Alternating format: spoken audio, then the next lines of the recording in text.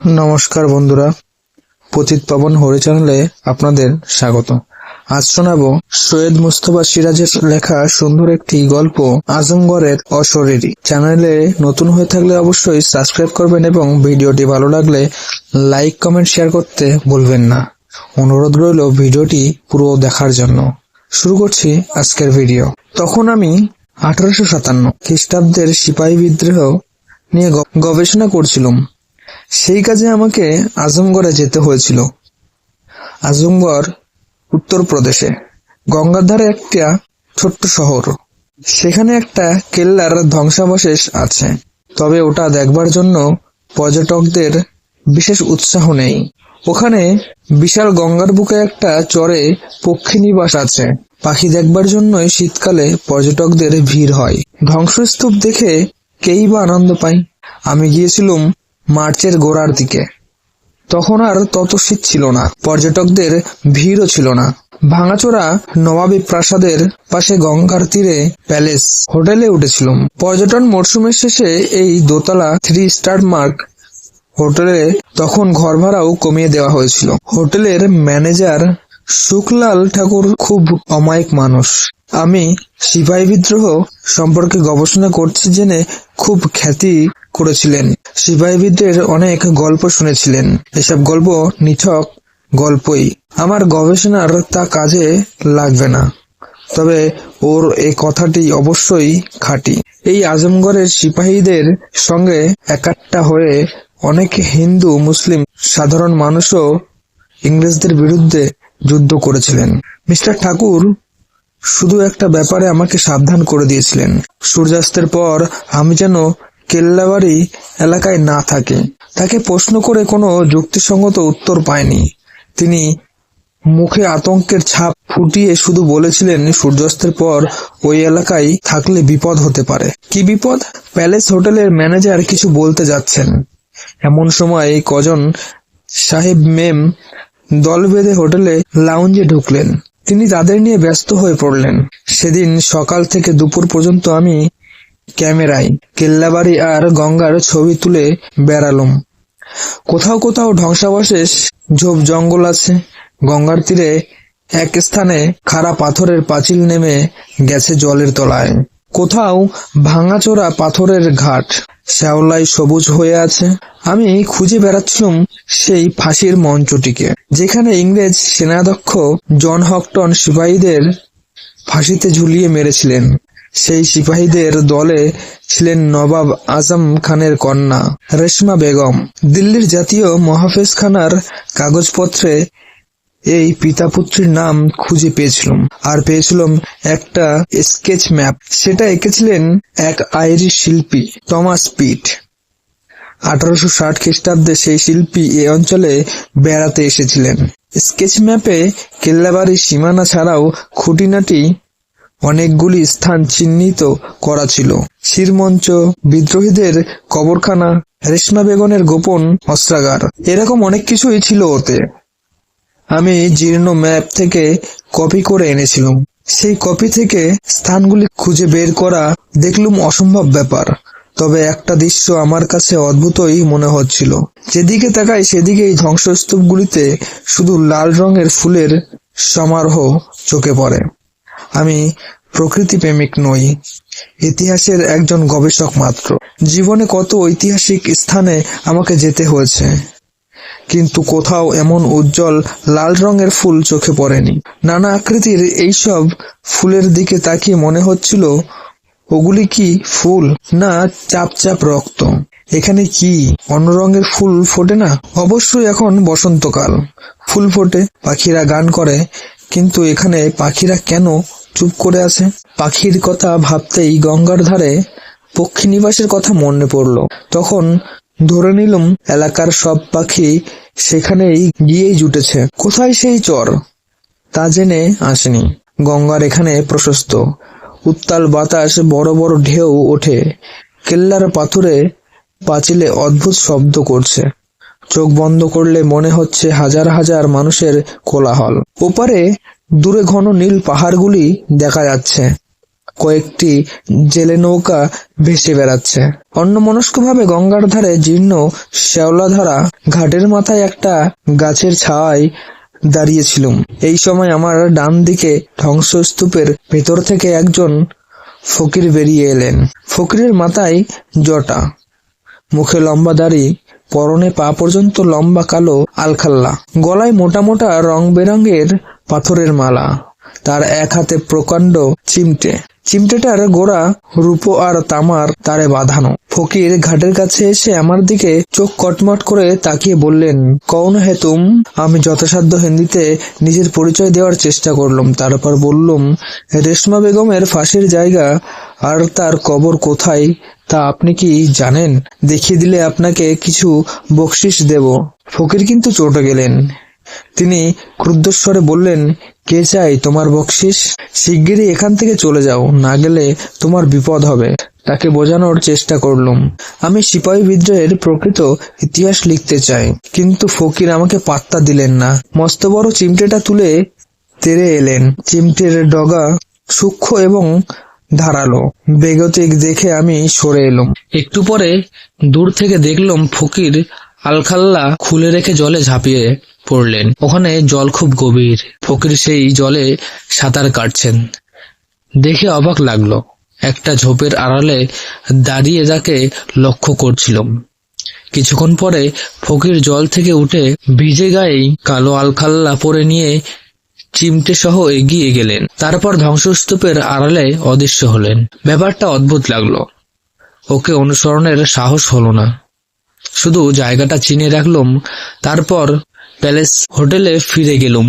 স্নান করার পর নিচেই ডাইনিং হলে খেতে গেলুম। ডাইনিং হলে ছড়িয়ে ছিটিয়ে বসে লাঞ্চ খাচ্ছিলেন জনাচারেক বোর্ডার। ম্যানেজারের কাছে শুনেছিলুম তারা নানা জায়গা থেকে এসেছেন এবং বৃত্তবান ব্যবসায়ী। সাহেব মেমদের দলটি তখনও বাইরে থেকে ফেরেননি। পরিচারক আসলাম খান আমাকে সেলাম দিয়ে খাদ্য পরিবেশন করলো। সেই সুযোগে তাকে কেল্লাবাজির সেই ফকিরের কথা বললুম। আসলাম খান একটু হেসে বলল, ও তো পাগলা বাবা স্যার, ওখানে পীরের দরগা আছে, সেখানে থাকে। একেবারে পাগল। খিদে পেলে তখন কিন্তু বেরিয়ে আসে। শহরের রাস্তায় বসে সাপ দেয়। তাকে কেউ খেতে না দিলে তার বিপদ হবে। আবার খেতে দিলেও সাপ সাপান্ত করে। ওকে কখনো ভয় করবেন না। শুধু বলবেন সঙ্গে পিস্তল আছে, গুলি করে মারব। দেখবেন তখন কিভাবে দৌড়ে পালায়। একেবারে শেয়ালের মতো কেল্লাবাড়ির জঙ্গলে লুকিয়ে যাবে। আসলামের কাছে একথা শুনে আশ্বস্ত হয়েছিলাম।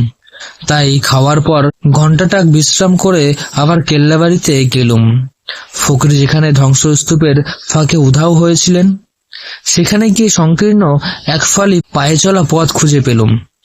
দুধারে ঝোপঝাড় আর পাথর। আঁকাবাঁকা গোলকধাঁধার মতো পথ হাঁটতে হাঁটতে একসময় থমকে দাঁড়ালাম। সামনে একটা কাঠের বেড়া।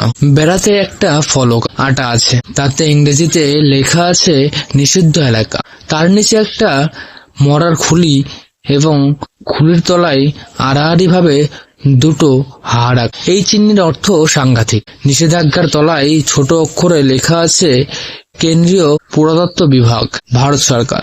বুঝতে পারছিলাম না কেন সরকারি পুরাতত্ত্ব বিভাগ এই বিপদজ্ঞাপন নিষেধাজ্ঞা জারি করে রেখেছেন। বেড়ার ফাঁকে পা দিয়ে উঠে উকি মেরে ওদিকটা দেখতে পেলুম।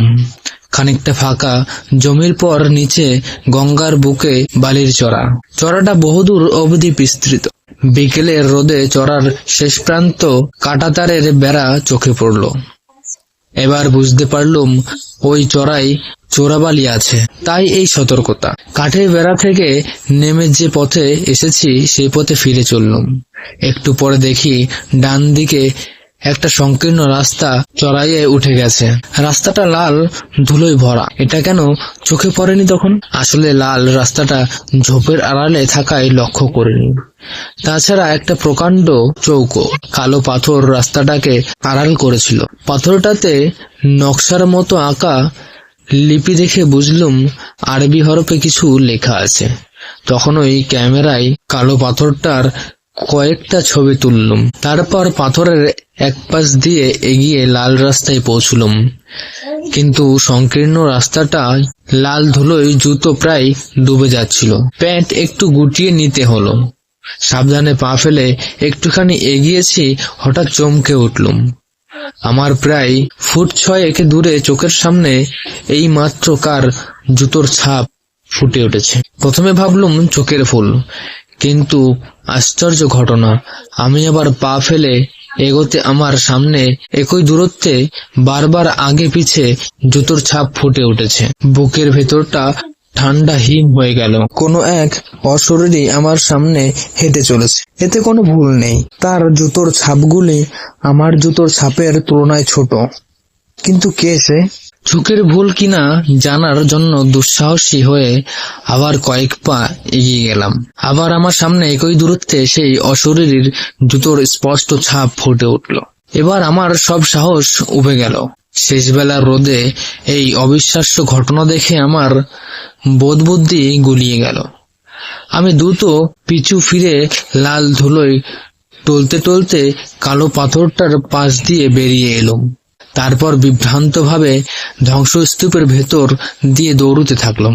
একটু পরে গঙ্গার ধারে খোলা জায়গায় পৌঁছে পিছু ফিরে দেখে নিলুম কেউ আমাকে অনুসরণ করছে কিনা। এরপর কি করে যে হোটেলে ফিরেছিলুম মনে পড়ে না।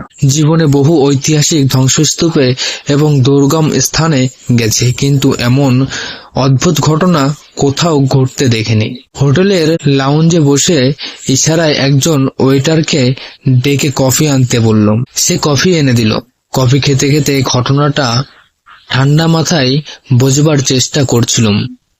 এমন সময় দেখি লাউঞ্জের অন্য প্রান্তে একজন ভদ্রলোক দাঁড়িয়ে আছেন। পরনে জিন্স এবং টি শার্ট, মুখে গোঁফ, বেশ বলিষ্ঠ গড়ন, গায়ের রং শ্যামবর্ণ হয়েও নয়।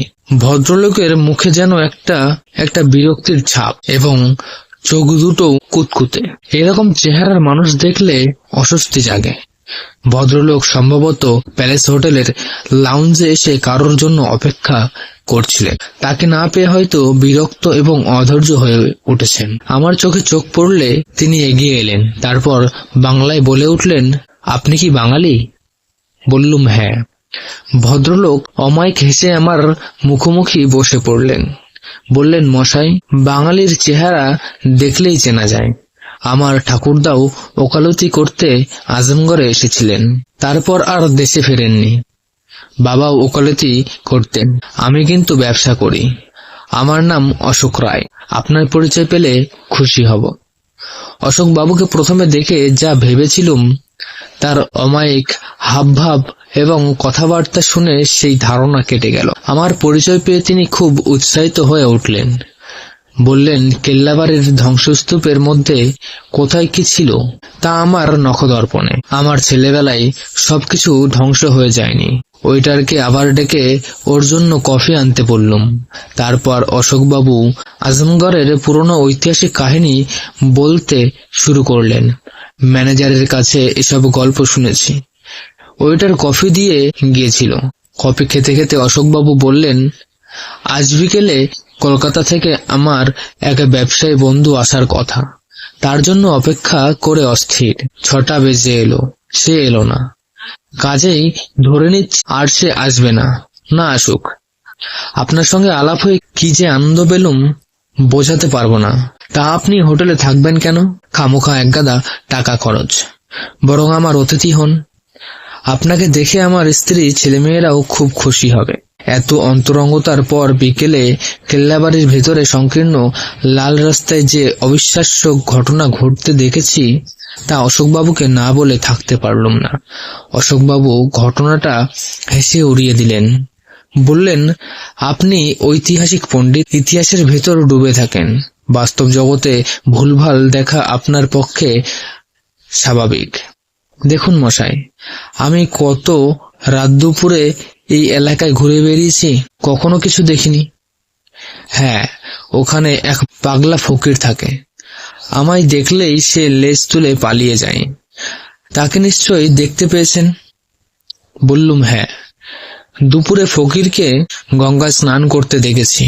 আমাকে সে ভয়ই দেখাচ্ছিল। অশোকবাবু হেসে উঠলেন। বললেন, পরশু দোল পূর্ণিমা গেছে, আজ কিছুক্ষণ পরে সং উঠবে। কোনো ভয়ের কারণ নেই, আমার সঙ্গে কেল্লাবাড়িতে চলুন, দেখবেন কোনো অলৌকিক ব্যাপার ঘটছে না। আর পাগলা ফকিরের ডেরাতেও আপনাকে নিয়ে যাব, দেখবেন আমাকে দেখে বেটার ছেলে কি করে। এতক্ষণে সাহেব মেমদের দলটি এসে পড়ল। অন্যান্য বোর্ডাররাও ততক্ষণে এসে গেছে। কেউ ডাইনিং হলে ঢুকে চা কফি খাচ্ছে। অশোকবাবু বললেন, চলুন, জ্যোৎস্না রাতে আজমগড়ের গঙ্গার ধারে বসে গল্প করা যাবে। তারপর সেই লাল রাস্তায় যাব। আমার কাছে টর্চ আছে, আপনাকে আমি রেশমা বেগমের কবরও দেখিয়ে দেব, উঠে পড়ো। একটু অনিচ্ছা করে অশোকবাবুর সঙ্গে বেরিয়ে গেলাম। তারপর মনে হলো ইনি বাঙালি এবং এখানে বড় হয়েছেন। তাছাড়া তার বলিষ্ঠ গড়ন দেখেও শেষ পর্যন্ত ভয়টুকু ঘুচে গেল। কেল্লাবাড়ি এলাকায় ঢুকে গঙ্গার ধারে একটা পাথরের উপর পাশাপাশি দুজনে বসলুম। অশোকবাবু কলকাতার সাম্প্রতিক খবরাখবর জেনে নিচ্ছিলেন। বহু বছর তার কলকাতায় যাওয়া হয়নি। কিছুক্ষণ পরেই চাঁদ উঠল। জ্যোৎস্নায় গাছপালা ঝোপঝাড় আর ধ্বংসস্তূপ রহস্যময় মনে হচ্ছিল।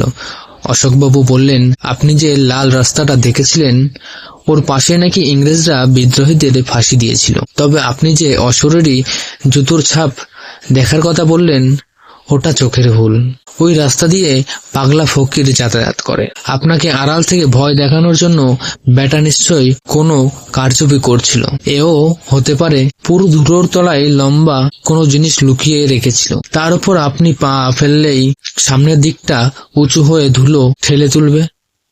স্রেফ ম্যাজিক, চলুন পরীক্ষা করা যাক।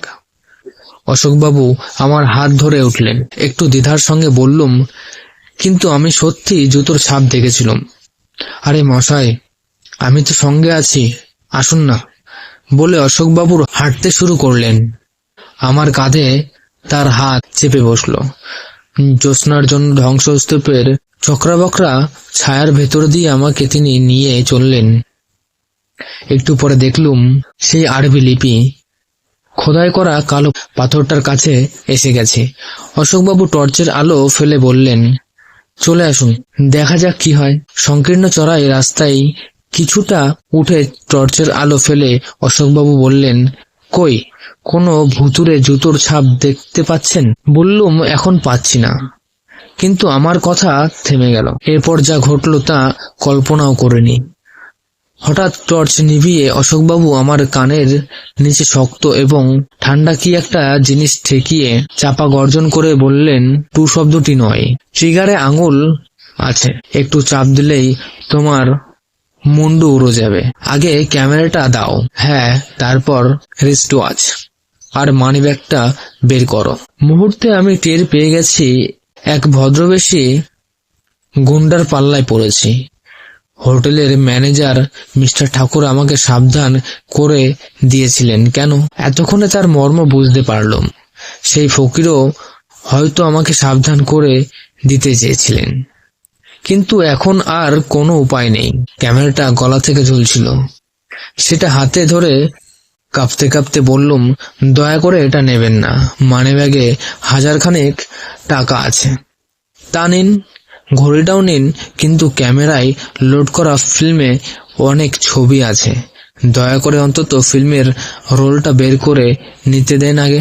অশোক বাবুরূপী দুর্বৃত্ত আগ্নেয়াস্ত্রের নল আমার কানের নিচে আরো চেপে হিস হিস করে বলে উঠল, চুপ, শিগগিরই। আর একটা কথা বললে তোমার লাশ পড়বে, আর সেই লাশের কথা কেউ জানতেও পারবে না, কারণ তোমার লাশ আমি চোরাবালিতে ফেলে দিয়ে আসব। চোরাবালিতে তোমার মতো কত লাশ আমি ফেলে দিয়ে এসেছি, সব তলিয়ে গেছে। বলে সে ধমক দিল, আবে জলদি কর। এতক্ষণে মনে হলো লোকটার মাতৃভাষা বাংলা নয়, তার বাংলা কথাবার্তায় কেমন যেন একটু হিন্দির টান ছিল। কিন্তু এবার ডান কানের নিচে ব্যথা পেয়ে যন্ত্রণায় কোকিয়ে উঠেছিলুম। তারপরে আবার একটা অদ্ভুত ঘটনা ঘটে গেল। আচমকা সপাং করে একটা প্রচন্ড শব্দ হলো। তারপর দেখলুম দুর্বৃত্তটার হাতের অস্ত্র ছিটকে পড়ল এবং সে আর্তনাদ করে পড়ে গেল। তারপর আবার সপাং করে প্রচন্ড শব্দ হলো। গুন্ডাটা লাল ধুলোয় গড়াতে শুরু করলো। এ এক বিস্ময়কর ঘটনা। কোনো অশরীরী মেরে চলেছে তাকে। সে একবার কাত হচ্ছে, একবার উপর হচ্ছে, হাঁটু মুড়ে ওঠার চেষ্টা করছে।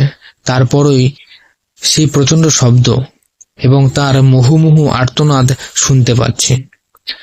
জ্যোৎস্নায় স্পষ্ট দেখছি লোকটার গায়ের টি শার্ট ফালা ফালা হয়ে কালো কালো ক্ষতরেখা ফুটে উঠেছে। আমি হতবুদ্ধি হয়ে দাঁড়িয়ে আছি।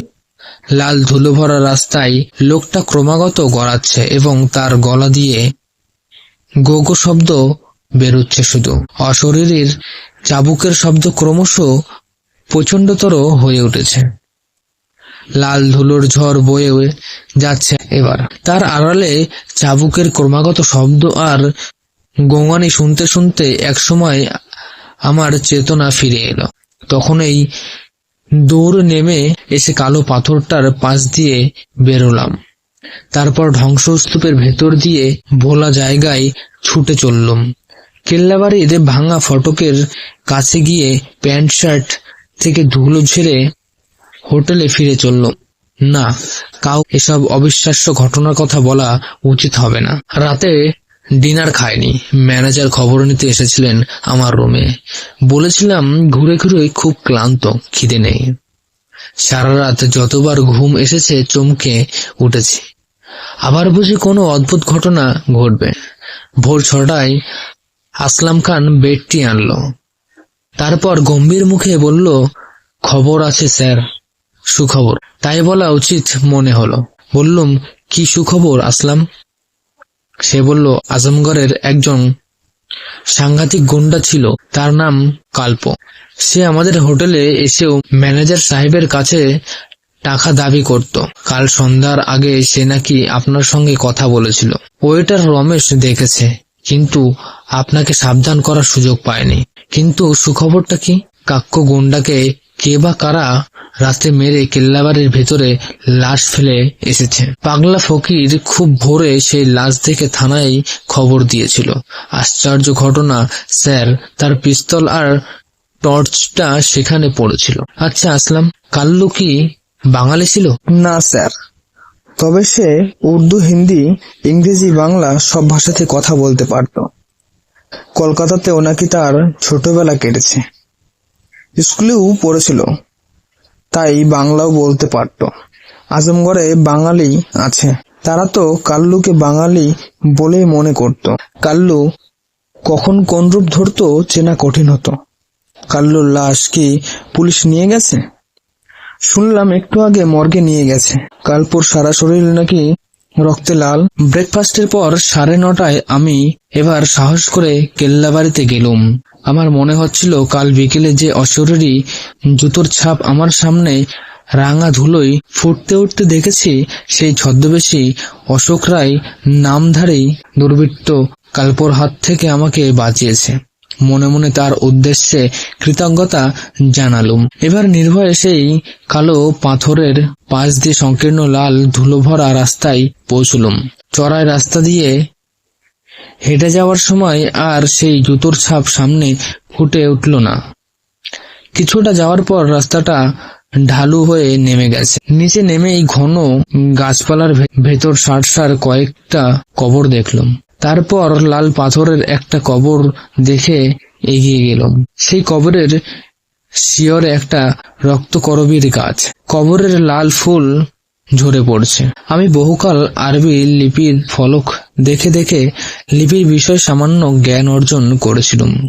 আরবিতে 3টি হরফ চেনা মাত্রই বুঝতে পারলুম এটাই সেই সিপাহী বিদ্রোহের নেত্রী শাহজাদি রেশমা বেগমের কবর, যার ডাকে হাজার হাজার হিন্দু মুসলিম ইংরেজদের বিরুদ্ধে লড়াই করেছিল।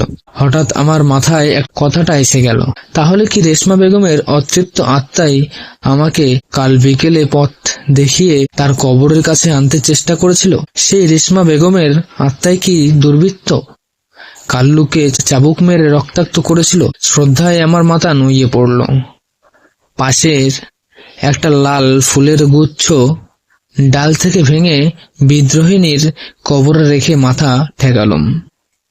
সেই মুহূর্তে স্নিগ্ধ একটা হাওয়া ভেসে এলো। সেই হাওয়া যেন পুরনো ইতিহাসের সুঘ্রাণ টের পেলুম। মনে মনে বললুম, প্রথম স্বাধীনতার যুদ্ধের নায়িকা বীরাঙ্গনা তুমি, তোমার জীবনের কাহিনী আমাকে লিখতেই হবে। এই সময় পাগলা ফকির এসে গেল। অট্টহাসি হেসে বলল, बाबूजी, आपका ऊपर रेशमा बेटी बहुत खुश जाए, तो अब आप तुरंत यहाँ से चला जाइए। रेशमा बेटी को अकेला रहने दीजिए। बेटी जिंदगी में बहुत दुख पाई, बहुत दुख से मर गई बेटिया। তখন এই নিঝুম কবরখানা থেকে চলে এলাম। ইতিহাসে এইসব আশ্চর্য ঘটনা লেখা যাবে না, সেগুলো আমার ব্যক্তিগত জীবনেই থেকে যাক। হ্যাঁ, সেই অদ্ভুত ঘটনা এতদিন কাউকে বলিনি। এখন আমি বৃদ্ধ, মৃত্যুর আগে ঘটনাগুলি লিখে যাওয়া উচিত মনে করেই লিখে ফেললাম। এর সত্য মিথ্যা নিয়ে প্রশ্ন তুলতেই আমি নিরুত্তর থাকব। তো বন্ধুরা, ভিডিওটি ভালো লাগলে অবশ্যই লাইক, কমেন্ট, শেয়ার এবং চ্যানেলে নতুন হয়ে থাকলে সাবস্ক্রাইব করতে ভুলবেন না। ধন্যবাদ।